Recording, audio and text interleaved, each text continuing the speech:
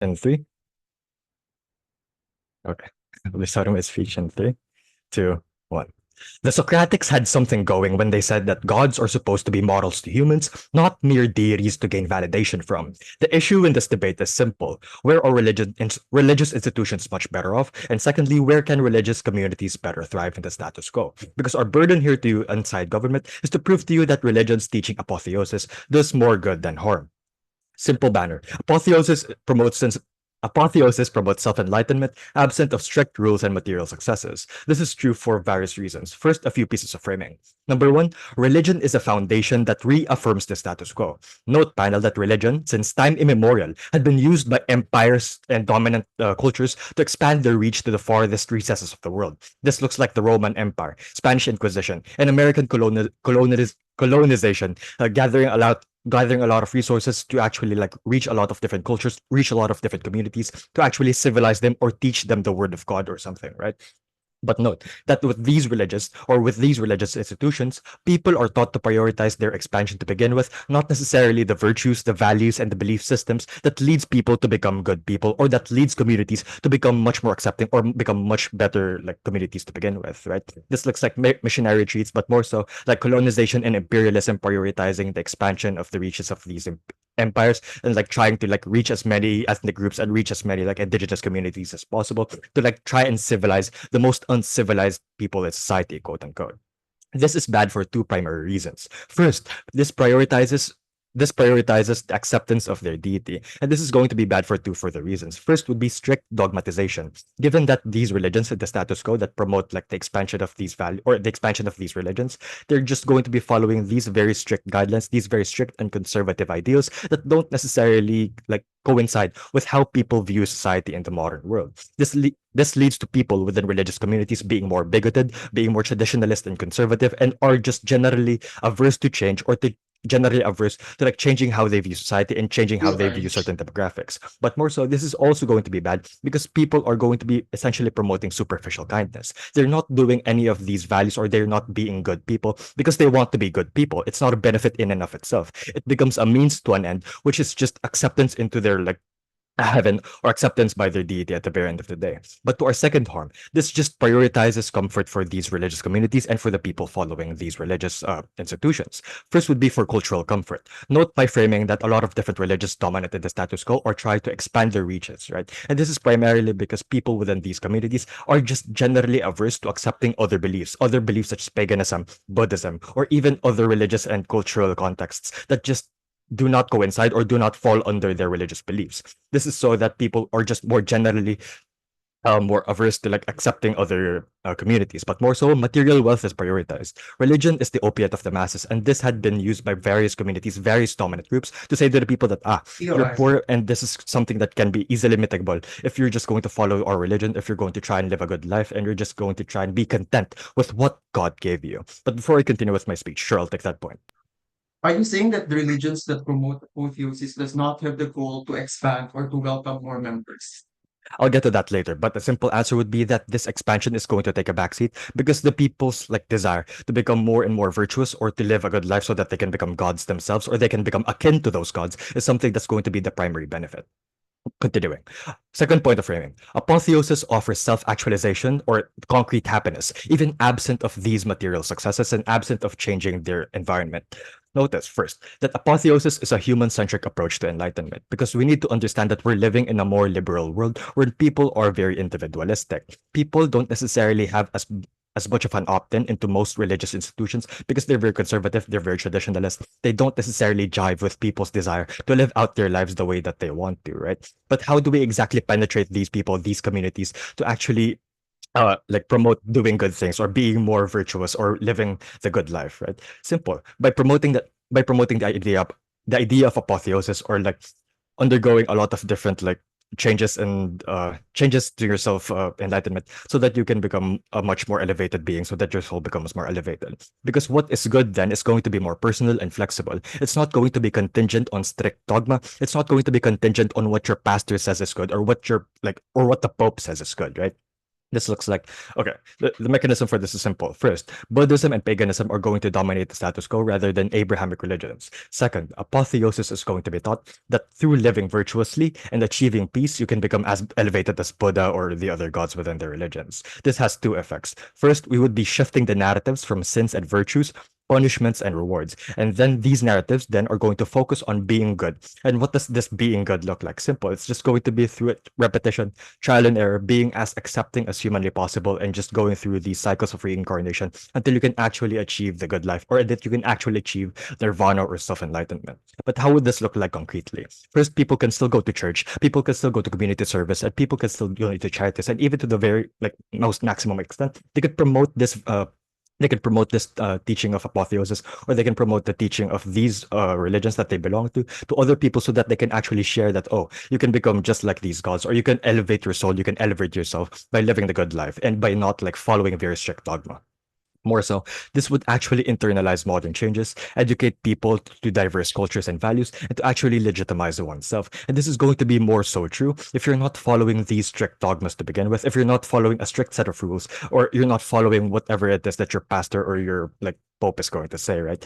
What is good is now going to be contingent on your lived experiences. People are going to be much better on validating their lived experiences, or they're going That's to be true. more validated about how exactly it is that they could best impact their community on a micro scale, or on a macro scale. Because the impacts of this are simple. First, on the micro scale, individuals are likely to put a premium on their self development. That even if they do want to share this like lifestyle, or they do want to share the teachings of apotheosis to other people, they're still going to be prioritizing the most maximum benefits to their proximate interests. If they want to like elevate themselves to the level of Buddha, they're going to like go to church, do all of these good things for their own value, because they think that the elevation of their soul is going to be done primarily through oneself. But more so on a macro scale, this is still going to be much better off, because religious institutions are generally going to become more accepting if this is going to be the case. Note that they're no longer going to be following a strict set of rules, but instead they're going to take in various perspectives, various points of views to actually achieve this self-enlightenment to begin with. This is going to lead to people becoming less bigoted, or taking the time to actually understand other cultures and understand other perspectives outside of their own, or outside of their own like strict Yes. communities.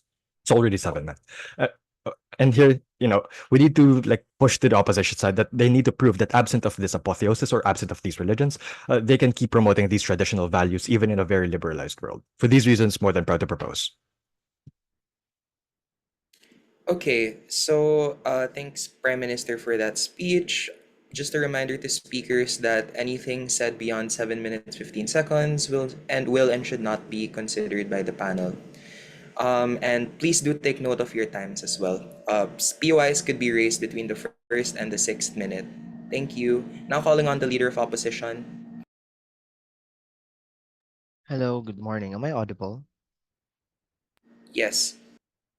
Okay, just a minute. I'll set up my time. Okay. So pronouns are he and him, and I'll be starting my speech in 3, 2, 1, go. Panel, I think there's a need for us to actually characterize what the nature of this debate is, because let's look at it for the context, right? Because government, Prime Minister failed to provide to us what does it mean for us for these religions in the first place. Because let's look at it. Aside from the apotheosis like religions like that of Buddhism, what are the religions that are not comfortable, or not the same, not does not follow the contents, the idea of apotheosis? These are religions like Abrahamic religions like Christianity, Judaism, and Islam. Panel, what does it mean? Because basically, what is the end goal that comes from opposition? The end goal that comes from opposition is to qualify to be with God in heaven, not to be God or not be like God. Because at the end of the day, we feel like as long as you're able to do good, to follow the commandments and the 5 pillars of Islam, it's good enough for you to go to heaven, and not be the God himself and God like entity that is much more likely to manifest. Panel, because let's look at it, right? What has government tried to propose coming from their side so far? So far, they try to demonize the idea of these religions in the first place. That the idea that their main goal is just for expansion, and that it's just a means to an end, and to provide comfort, while also trying to claim that it's much more accessible to people. which in fact, let's tackle that first. What does it mean for a religion to be accessible, right? Because let's look at the contents of what Buddhism actually looks like in status quo. Because let's look at it. Sure, there may be believers or followers of Buddhism, but actual practitioners who opt for a kind of apotheosis-like practice panel are very few and far in between. And who are these people? These are the monks panel who individuals who sacrifice much other forms of their life or other facets of life to focus on attaining apotheosis panel. What does it mean when you actually sacrifice it? Is that you give up other forms of life to begin with. Less likely to give up. You're more likely to give up building your own kinds of pursuits or personal interest because you're much more focused on attaining apotheosis. That's not, and they try to promote that you're able to go to church or you're able to do so, which is unlikely because you're only going to be doing that in the contents of a holy structure from Buddhism. What does it mean is that you're less likely able to be participative on other parts of your life. And the idea that they claim that current religions are like current popular religions like Christianity have strict dogma, which is much more evident when it comes to Buddhism panel. Because why are people actually opting for this? Because of the very first place, but apotheosis like religions often follow a certain narrative, a narrative wherein they follow the ideals or the behaviors or the actions that were taken by the people they would want to emulate with. In this case, Buddha panel, and they want to follow the lifestyle that Buddha has gone through, so that they are able to attain a sense of enlightenment that they were able to achieve panel. Thereby, there's already a strict set of guidelines for these people to actually adapt to or they to conform to, enable for them to actually attain a kind of apotheosis, which is very hard to achieve if you want to have a life outside of religion panel, which is what the Abrahamic religions bring forth to the table. Because let's look at what they do. Religions that they are not just sure they are not apotheostic like religions or follow apotheostic concepts and ideas, but the most likely is that you are able to actually ascend to heaven panel, which is the ultimate end goal. Why is this good? Because in the very first place, it's accessible panel. Why so? Because when you are following the 10 commandments, 5 pillars, and Islam, they're much more reasonable to be attained panel at the end of the day. Because let's look at the comparison coming from apotheostic like religions panel, like Buddhism. They try to advocate the idea that they conform to the practices or the practices that were observed or were done by Buddha and other bodhisattvas. But sure, they are attainable, sure, but not accessible in the sense that you need to strictly abide by the Buddhist principles and would require you to give up other parts of your life. It requires you to strictly abide to a monk-like lifestyle, like what Buddha did, panel.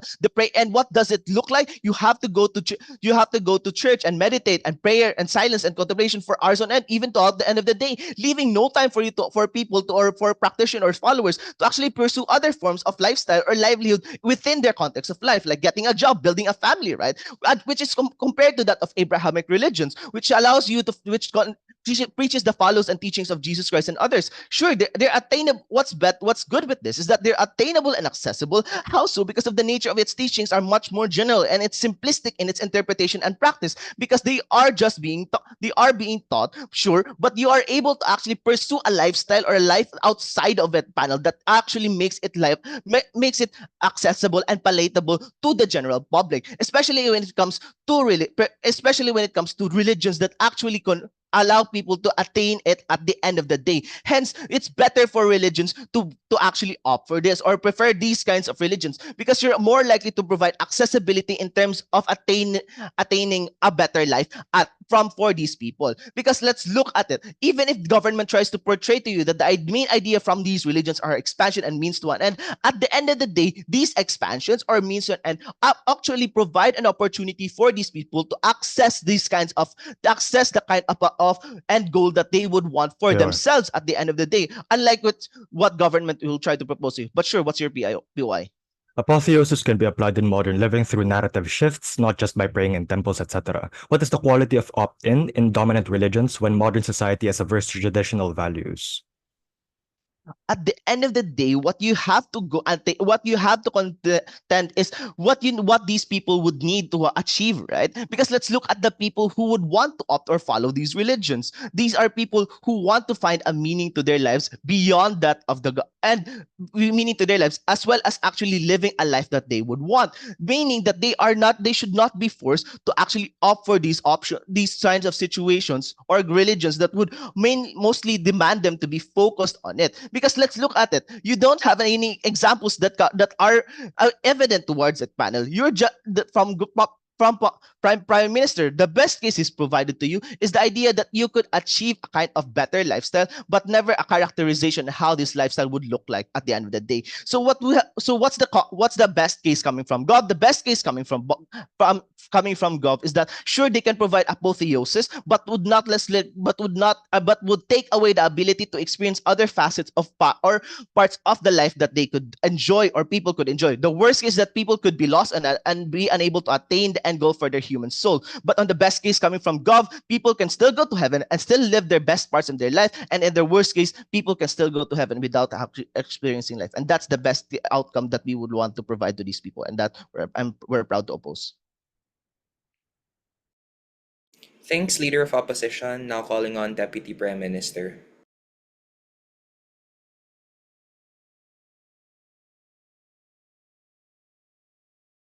Hello, am I audible? Yeah. Okay, can you give me just a moment to set up my timer? Okay, hi, I'm Paula, Deputy. POI standard time, please raise them through voice. I won't be able to see chat. So, starting my speech. Wait, my laptop is lagging. Just a minute. Okay. Starting my speech in 3, 2, 1, go. I feel like we need to gut check this debate because opposition comes in here and says that we are demonizing the idea of other religions preaching heaven or hell. But what we are saying is number one, Kurt has said that being good is important in our side because it is born out of virtue and not of fear. Because on their side, preaching Abrahamic thoughts makes you fear going to hell, which is why you're good. And that is something that can only last as long as you still remember that you're afraid of going to hell. More on this later on my speech, right? And number two, on their side, being critical towards bad things are born out of bigotry. While on our side, we are saying then that being critical towards bad things are just because there are bad things in total and not because some Bible told us that, hey, this is different and hey, this is bad. Penalize them for this matter because they posit that, oh, you have to not have a family in order for you to reach this godlike status, but realize that people can be Buddhists and still have jobs, still have partners, still have families. They heavily banked on the fact that in order for people to guarantee this godlike status, they have to be rid of their humanity or lifestyle. But realize that the end goal being apotheosis, and our goal in this debate is to provide a platform that makes people want to be good, even if that godlike status is not guaranteed. Because then the intention of goodness is not heavily banked on converting people into your side or fearing eternal lakes of fire, but rather because you want to be good to reach enlightenment, to reach a higher status, right? This is positive reinforcement at the very core of this debate. Again, the main issue in this debate is where are religious institutions better off? And pivoting this debate next is the issue in where do we best accrue good impacts from religious teachings that can lead to expansion of religions. But first, something I have to make clear before I get into my arguments, right? What this debate is not about is whether people should like the idea of going to hell or heaven even more than reaching a godlike status or enlightenment, which is something I'm going to be tackling in this debate, right? But first, extending on what my prime has said and what are the impacts of preferring apotheosis being teached, right? Realize he already told you that you can galvanize social change and you put heavy prioritization of values instead of appealing to a creator, right? Because realize the very reason why even with the strict Abrahamic teachings of the church, we had low to no social change because of two layers. Number one, there is an inherent belief that all you should do should be for the glory of your creator. Why is this damaging? Later, right? Number two, what Kurt has said about the human psyche and how they don't want to be told what what to do. This extends on the pragmatic note, where Pope Francis went as far as saying that being gay isn't a crime, but we still have people being bigoted towards them because it does not reflect well with the church or with the creator, or because this lessens their heaven points, because this means they are yoking with the side of the world, right? So what are the net benefits you get from us? Number one, the prioritization of values instead of appealing to the creator. Why is this detrimental then? Because of three layers, right? First layer is you pivot the attitude of people who are religious. Instead of being heavily focused on getting to heaven, because that is the heavily taught end goal, you then focus on being good because you are good, because you want to reach another level of enlightenment out of the product of your kindness, right? Second layer, in status quo, you see people being good because they do not want to go to hell. Why is this problematic? They're only kind insofar as, like what I have said earlier, they can remember that they do not want to go to eternal damnation. But the moment in which they forget, they revert back at their roots, which leads me to my third layer. What I said before is a band-aid solution at best, something you get more on side opposition. Because if you want people to adopt proper values and good societal conduct that they get from religion, you have to tackle it farther than the fear of eternal damnation. You have to tackle it from the approach that the end goal for the human soul is either enlightenment, Yun. achieving nirvana, or being a deity. Because even if we say that the fear makes them good, the very essence of religion is preaching kindness absent of any fear. Absent of any fear. You become good because you are good, and this is where you accrue better accessibility. But first, let me take the POI. Are you saying that the only difference of apotheotic religions to any other religions in the world is the motivation of doing good and not the manner or the process of achieving that goodness? That is not what I was saying. If you listen closely to my speech, it is not only about the motivation of being good, but because your case has heavily banked on the motivation of going to heaven or hell, I am going to tackle that on my side of the speech, right? But continuing on their motivation and their process of being good, right? Because when all of this is adapted, you introduce the galvanization of religion to accrue social change. Why is this likely on our side? Number one is because the very reason that bigotry is something that can be related with religion is because the lens of its teaching is heavily reliant on who are the sinners and why you shouldn't be like them. This is why we prefer apotheosis to be taught in religions, because the process in order to reach this in direct response to opposition's POI is that number one, you shift the narrative of teachings from people who are different and crucifying them in behalf of the church. This then looks like number one, delineating from the old teaching that you need to accrue more people to your side to be able to fulfill your religious responsibility. This is the process to reaching apotheosis. This is not about getting more people to your side. It's about treating them with kindness, the process of leading by example that, hey, you can be kind without doing this, right? Because on their side, they heavily propagate converting sinners or people who are different to their side to gain more heaven points or to be more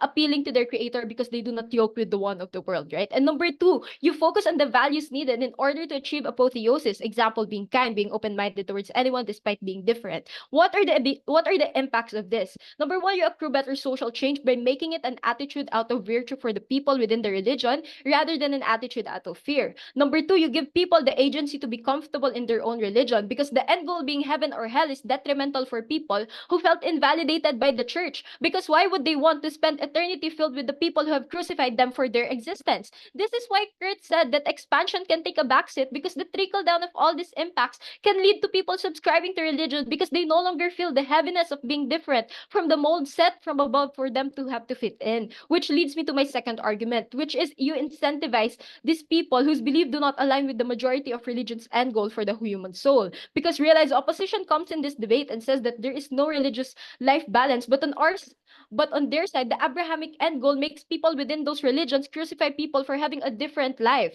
The apotheosis presents itself as a method that can pull more people in without having the need to make someone a common enemy. So sure, I'll engage and say that their best case is that they can still go to heaven with living their life. This is something I find very impossible on their side, and this is something that shouldn't even be their best case because we're talking about religious institutions as a whole. But our worst case is people would feel too empowered that they feel like they would be gods. Why are we still better by two metrics? Number one, you incentivize people to be good for the purposes of extending their humanity into a godlike status rather than opposition side where they remain subservient to a bigger man within the skies. Number two, you accrue better social change because the values that are taught by the churches won't be hinged on what does a sinner look like, rather on what you should be able to do to reach apotheosis, which is being kind at the very core. For all those reasons, propose.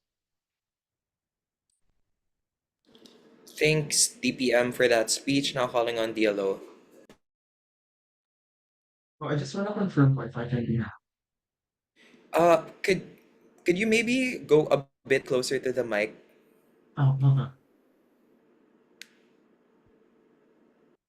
How about now? Can I be heard? Okay, much better. Okay, thank you so much. For POIs, please do that through the chat. Yes, I can look at the chat. Just give me a few seconds to set up my timer.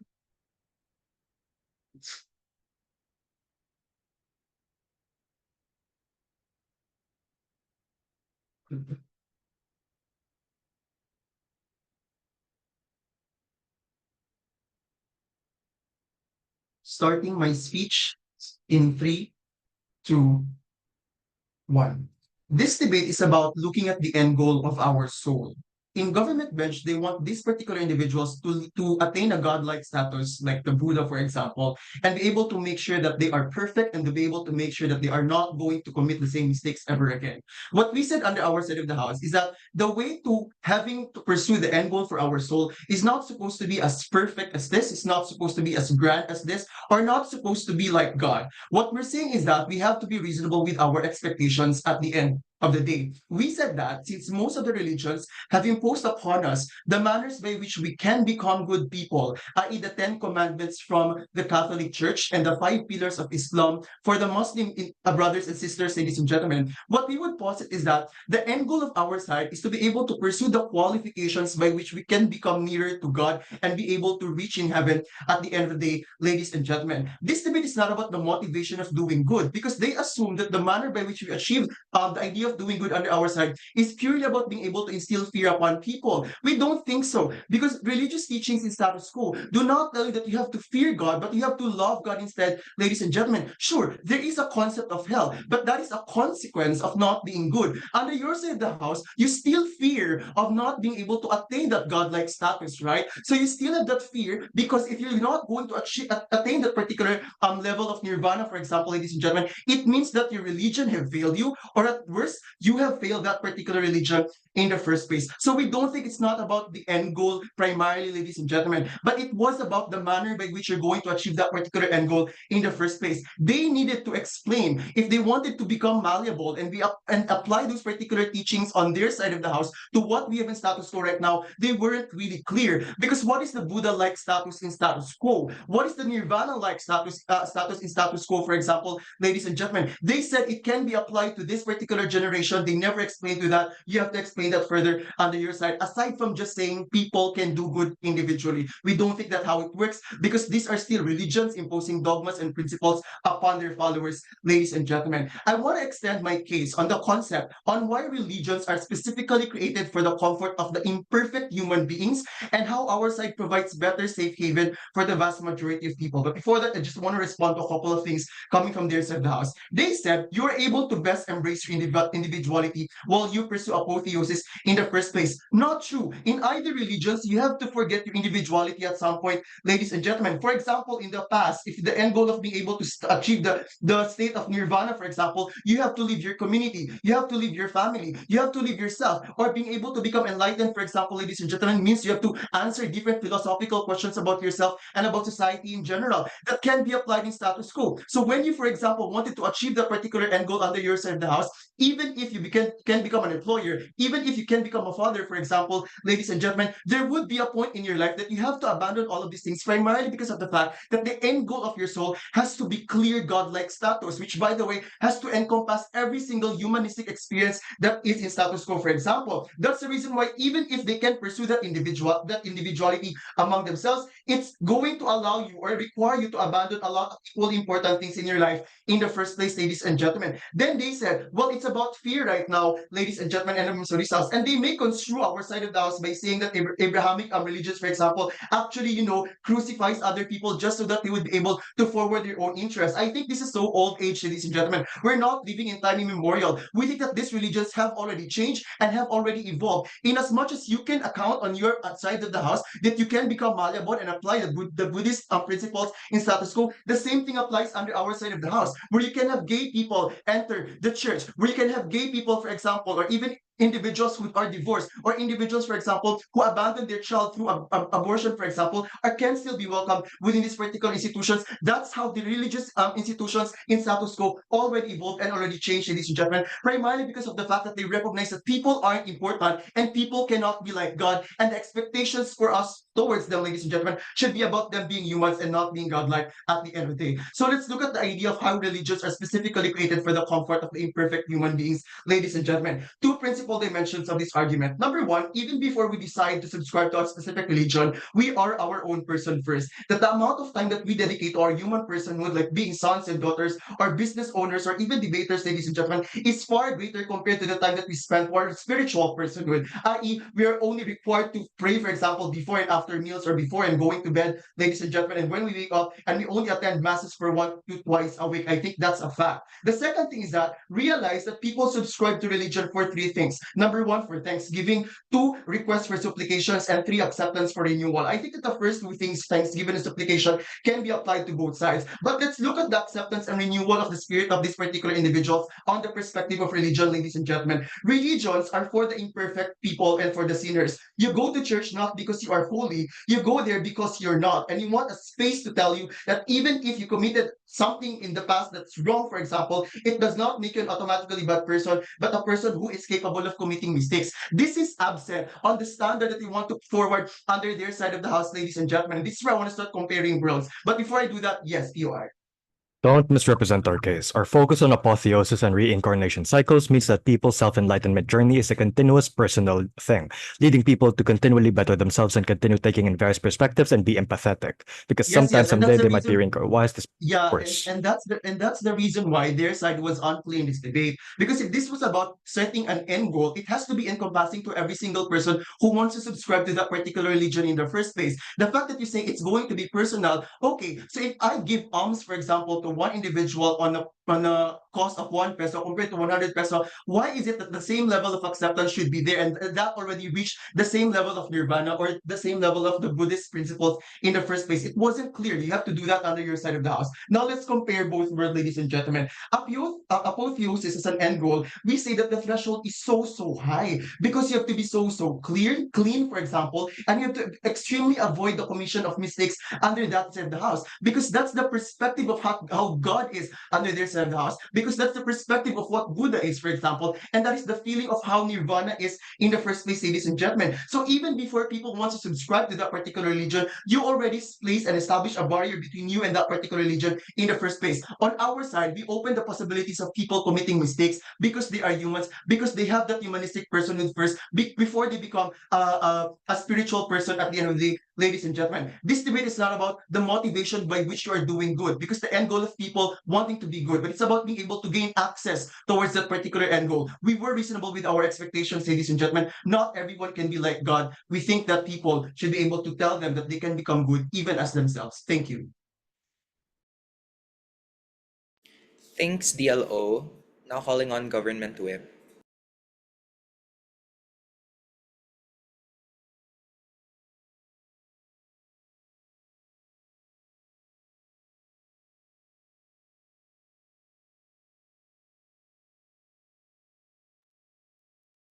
Hi, can you hear me? Yeah. Okay, so sorry, I'm using my data, so please, in case I get like disconnected or like I get choppy, you can scream at me just so just so you can get my attention. Yeah. Anyways, I'm gonna set up my timer real quick. All right. Okay. Start my speech in 3, 2, and 1. Laws and rules. These are what keeps our society peaceful and intact.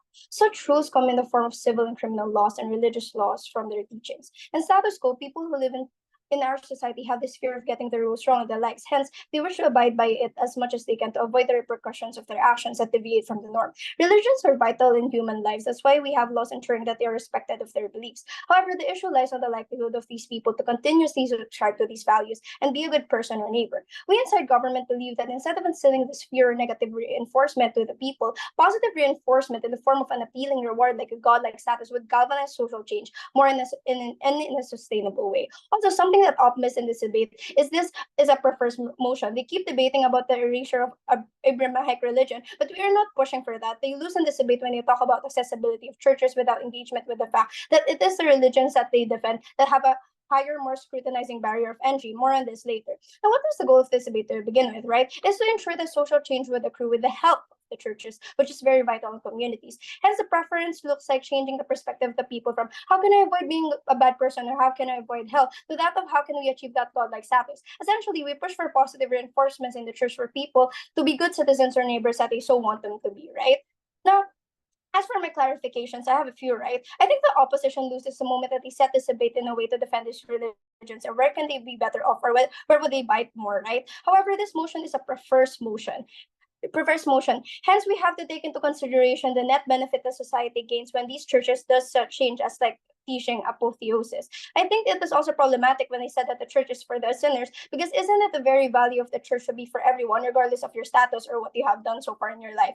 I think the opposition just shot themselves in the foot in the moment that the DLO said this, because they countered their own values and goals in this debate. Now, for my cause, I only have one. The debate is not about the incentive of being good. That's what they said, right? I asked the opposition bench then, what do they think the religion stands for if not goodness? On top of that, religions want legitimacy of such goodness. They want the goodness to come from the bottom of people's hearts instead of the fear that their psyche is instilling on them because of the current teachings that the church provides them with. Now, what are my metrics? I have two. Where can social change be better accrued, and how can religious institutions help in creating such social change? Why is it necessary for religious institutions to have a say in these matters in the first place, right? They have a wide reach, and Kurt was very clear when he told you that people don't know everyone is religious and completely abide by the teachings of the church that they belong in. Often subscribe to religion as a safety net or a rope to hold on to when life comes to push and shove them. On top of it, if such message is relayed to the public, the masses of status quo who prioritizes self-care and development will want to subscribe to the teachings because they would see that all of what they do isn't just for a singular creator that is greater than the rest of us, but that we are able to reach an enlightenment that is just the same, hence having something to bank on when you actually get to heaven. Now, as for my weighing or my issues, right? First issue is the galvanizing of social change. Social changes accrues when you give people the incentive of self-growth and development. That is what government comes into this debate with, right? Kurt was very clear when he told you that religions in status quo are focused on being deadlocked on their teachings and achieving an audience without taking into consideration that we now live in a very liberal world wherein people prefer to have self-development without needing to compromise their individuality. That looks like them leaving the churches that they grew up in, since it pushes them into a box or a mold that they have to be just not to end up in hell. They'd rather figure out how to be a better person on their own outside of the teachings of the church then. If you subscribe to apotheosis, however, you incentivize these people to actually stick by their church to achieve this godlike status. Now then, opposition comes to the debate with like the case of accessibility of religions to the masses, right? We can use this case easily to our advantage, as Kurt and Paul is very clear that by subscribing to apotheosis, you reach more of them, as religions give a much more attractive incentive for them to actually listen and act on the teachings of the church. Times are moving, and so is the people. We are past being a yes or a yes ma'am person. Everyone wants a chance to achieve the best person of themselves, regardless of what society posits they should look like. Honestly, aside from this, opposition has no other say on how they can galvanize social change, because they are so set on the idea that religions, as of the moment, are making such big changes and are not losing their followers because of their outdated ideologies, right? As for my second issue, which is self-development, inside government, you incentivize people to follow the good teachings of the church because there is a reward of godlike status rather than that of being good for the sole purpose of not ending up in the pits of hot hell. And then opposition comes into this debate saying that the end goal is to get into heaven. Yes, that is what we have in status quo right now. But realize, panel, that opposition fails to engage or even consider what Kurt has said, that people would rather compromise their own values just to get there. They are so scared of being anything perfect before the creator when judgment day comes, that they become the same mold once they do reach the promise of heaven. What they offer you in third government is a chance to have enlightenment, such as the God that you look up to or even idolize, like the people in status quo. Just look at the status quo, right? When people idolize a prominent figure, you don't want to be stuck as just a follower, but rather you'd also want to improve your own skill to be on par or in the same circle, which opens room for a connection between them. And that is better in a religious context because people want connection to their gods. That's why to begin with, because the church promised them that someone is listening and they would have a good relationship with their creators. If the creators are as benevolent as they paint them out to be, then they wouldn't mind having their followers be in the same circle, just like how Jesus in Christianity had meals with his followers, right? Opposition banks on the idea that people normally abandon their self-value just to achieve something right? However, we stare at you and ask you, is this really something that you want people to be in your society? It is clear from this statement from DLO that DLO, even more than so before, they only care about submission and the well-being of the churches instead of being a symbiotic relationship and rewards for the society and church that you clearly get from side government from Kurt alone, right? Third and last issue is the accessibility of churches and religions. We entered this debate by telling you that what you need is to be good out of virtue. They didn't engage with this because what we get is the response that these things are highly untrue. But they come into this debate saying that the net harms of teaching apotheosis is just for the erasure of the end goal of Abrahamic religion's teachings. But I already told you that we have to take this trade-off and exchange that in exchange of galvanizing social change, right?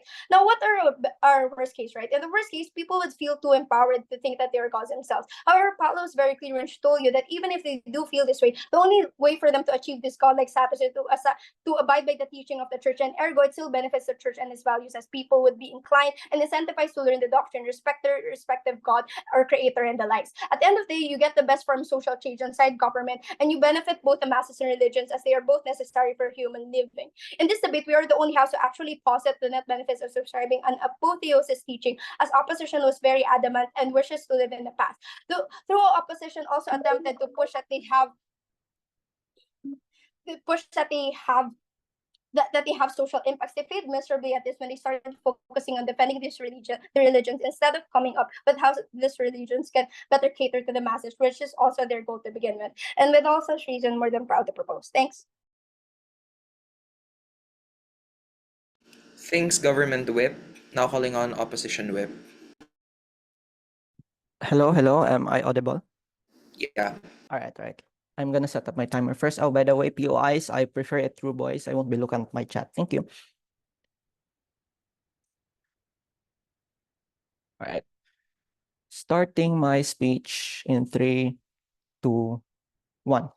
Ladies and gentlemen, panel, from the get-go, right, from leader of opposition down to my speech, we, opposition, already won this debate. Because panel, notice that what is religion really, and what are we discussing about? What we discussing about is simple. The end goals, the comparison between the end goals. What we tell you is that our end goal is simple. We want to be there in the presence of our creator, and we want to have a particularly reasonable metric for people to follow in order to get this particular end goal to begin with. And what did they tell you? They tell you that, oh, you just need to be good and you will attain apotheosis at the end of the day. I don't get it, because notice, panel, what does religion that follows apotheosis to look like at the end of the day? It looks like what my LO and DLO told you, that these are Buddhist religion that follows stricter metrics and stricter traditions and rituals in order to get to attain apotheosis in the end of the day. It does not only mean that you only have to be good, it means that you have to follow this particular things at the very, very least. At the point at which they are very, very confused at how the process of apotheosis really entail. Now, what are the issues in this debate? This two issues for you: the matter of accessibility and the matter of the human soul and where it is better off. Now, therefore, the matter of accessibility, because they told you like, oh, apotheosis can galvanize for social change. I don't see where this is true, because notice, panel, that the religion that they're so trying to forward you and paint to you that a galvanized social change are those that did not change in the hundreds of years that they existed. Like Buddhism, for example, the same rituals and traditions remain true even now. How are there social changes there? In fact, it is more bigoted in that particular religion, because they're literally harming the monks. At the very end of the day, they tell you, right, that, oh, you don't need to be the monks, for example, in order to attain apotheosis. That's not true, because in order to they told us that they also have particular they also have life work balance and religion balance, right? We tell you that these people that have life work balance are not particularly committed in that particular religion in the very first place. What would this do? It simply means that they will never ever attain apotheosis, apotheosis that they are trying to portray. At the very least, in our side of the house, even if we are not perfect, at the very least, we can attain, or we can be there, and we have reasonable expectations for people, and we can be there despite our imperfections. What do we tell you inside government? Inside Yeah. opposition, not yet. We tell you that we prefer a religion where anybody can follow, and we impose a particular reasonable expectations and standards to people so that they can follow, and they can follow and subscribe this particular thing. What does this do, right? This is where you can actually have a more inclusive religion, a religion where there is no alienation of followers, and a religion that is much better at the end of the day. We relatively have no set boundaries between followers or hierarchy of elitism. And why is accessibility important anyway? To have not only a larger scope of people to be able to reach a lot of more people, but it is also in the best interest of that particular religion to have much more follower at the end of the day. Because on comparative, right, when you have such stricter dogmas, for example, you can't exactly assume that people will follow, because again, they follow a really strict set of standard at the end of the day. What does now? Oh yeah, fine. What's your POI? Okay, how can religions amass followers and status quo if they don't want to tweak anything to access the current generation psyche? Okay, that is where your misconception is currently, because the status quo of what we are defending is already changing. The Pope, for example, already accepted or made a public announcement of accepting or agreeing to the LGBTQ community. I don't see where the inclusivity or progressive ideas are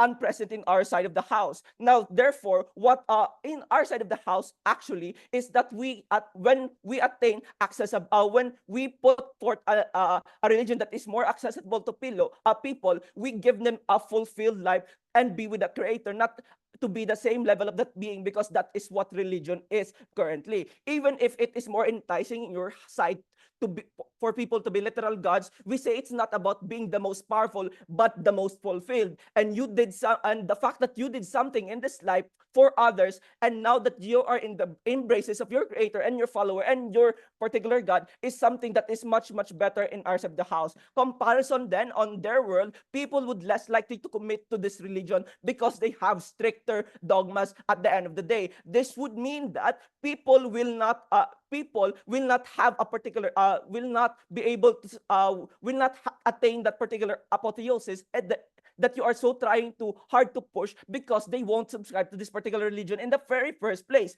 People are less likely, less sure that they did enough to attain what they want, and they will be less fulfilled at the end of the day because they did not follow the very strict procedure that you have to do in order to attain the end goal of the soul in that particular religion. Now, what did they tell you, right? They tell you that modern changes would likely to accrue in their side of the house. I think they are really confused about this, because the matter by examine the religion that they are trying to defend. These are religions that are stricter than the Abrahamic religion, Christianity, for example, Catholicism, for example. These religions are stricter than them. They followed much more ritualistic things than us. I don't see where modern changes apply. Now, in conclusion, then, we win this debate because we set a reasonable standard for people to be happy, for people to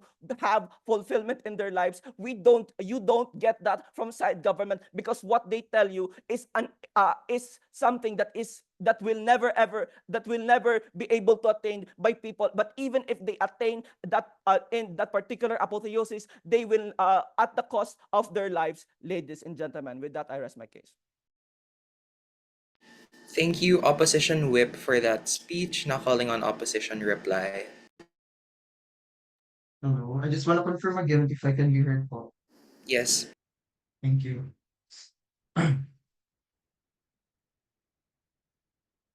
Starting my speech in 3, 2, 1. Debating is life, and life in general is so difficult. What we do not want in our lifestyle as of this moment, and when we subscribe to a particular religion, is to add up to those particular stress and to tell to ourselves that, okay, given that I'm living an imperfect life, but the qualification by which I have to do in order for me to be able to have a good soul is to be like God. I don't think that I am capable. I don't think that I am required or qualified to be able to reach that particular pinnacle of perfection. That's what we want to address under our side of the house, ladies and gentlemen. It is the manner by which you want to achieve that end goal for that particular soul in the first place. They said, according to them, and this is where I want to take away the false context first under their side of the house. According to them, it's on the other religions status quo. They say that the goal is purely expansion. But if you look at, for example, the Islamic religion, as we brought as an example, it's not necessarily about it's not expansion,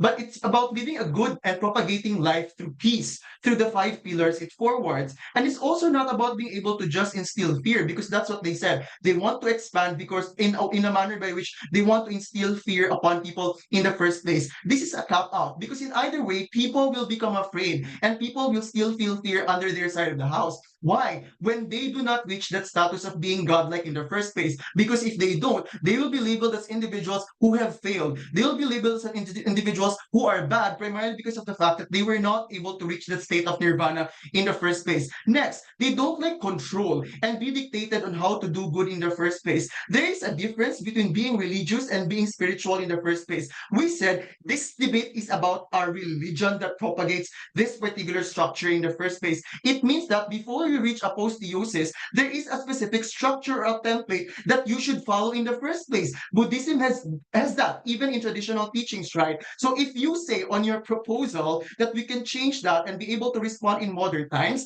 you needed to argue and needed to establish in government bench on how exactly does that look like under your side of the house. Because they only said we just have to continue to discover ourselves in our lifetime in the first place. And this is so bare and this is so weird, because how exactly can you know to the fullest extent that you already are able to establish or discover yourself if no one out of that particular religion tells you that you are able to do that already? So massively, they commit a fallacy on being unclear on their model, ladies and gentlemen. And I'm sorry, we cannot frame your context for your own benefit. This debate is a prefers motion because we have to give them a leeway for that particular access to achieve that end goal for that particular soul. And that is what we said under our side of the house. So this debate is about accepting that you do need a module to follow. For example, on our side, we said that our end goal is to be able to just draw closer to God. For example, on their side, they have to be like God, ladies and gentlemen, and the members of this house.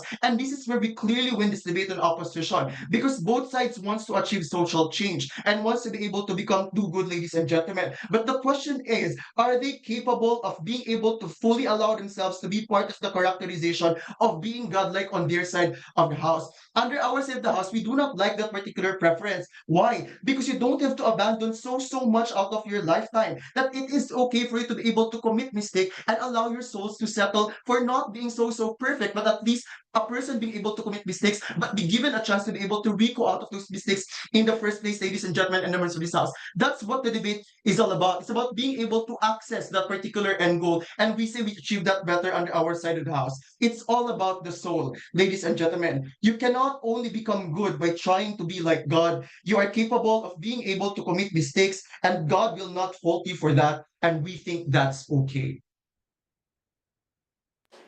Okay, thank you, opposition reply. And now to close the debate, Gov reply. Hello? Am I audible? Yeah. Okay. I'll be starting my speech in 3, 2, 1. I don't necessarily understand the fantasy land that the opposition bench lives in. Dominant religions in the status quo, i.e. Abrahamic religions, are historically detrimental to diverse cultures and beliefs. Apotheosis shifts the focus from divine punishment to divine enlightenment. We win this debate on the primary contention of how religious institutions can better promote living virtuous lives.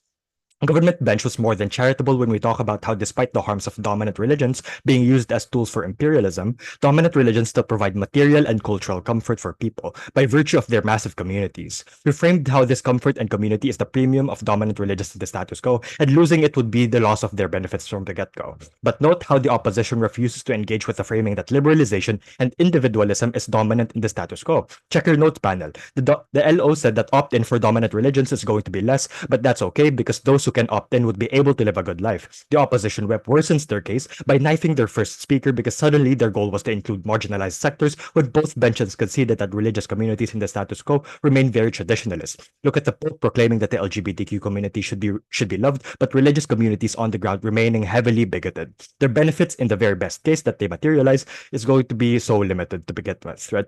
Compare this to our world, where apotheosis is the primary value being taught in religions.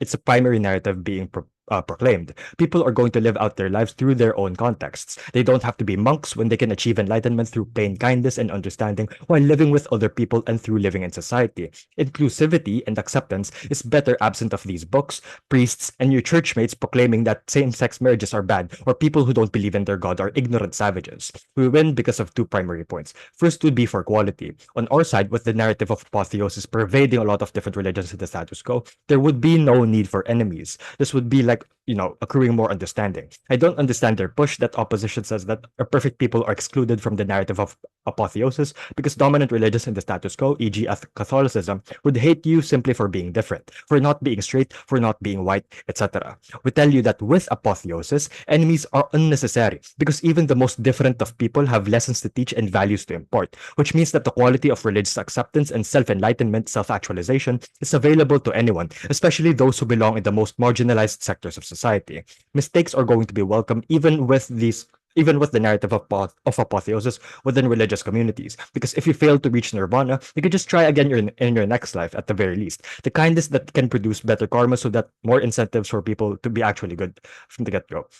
But more so, our most biggest benefit here would be for the quantity, right? Because more people will actually subscribe to these religions, more people will actually be incentivized to adopt this apotheosis narrative and to adopt these beliefs and the quality of life that's going to get them to that level of godhood, or that's going to enlighten their souls to begin with. And this is going to be more likely because this goes in line with a more liberalized society. If people can see that, they don't have to follow strict dogma, they don't have to follow their religious communities to the letter, right? They can adopt these values, they can adopt this narrative, and they can live the best life that they can with the own resources that they have or with the own contexts that they live in, thereby validating their lived experiences from the get-go. With opposition side, sure, you can get to heaven, but the amount of people that would even opt into these religions in the first place, or that the amount of people that would do good to actually get to this heaven in the first place, would be so much less because people are going to be disincentivized to opt in when they have to follow so many patriarchal and so many strict rules. With government side, you don't need heaven because the growth of your soul is its own benefit. People are not inherently evil,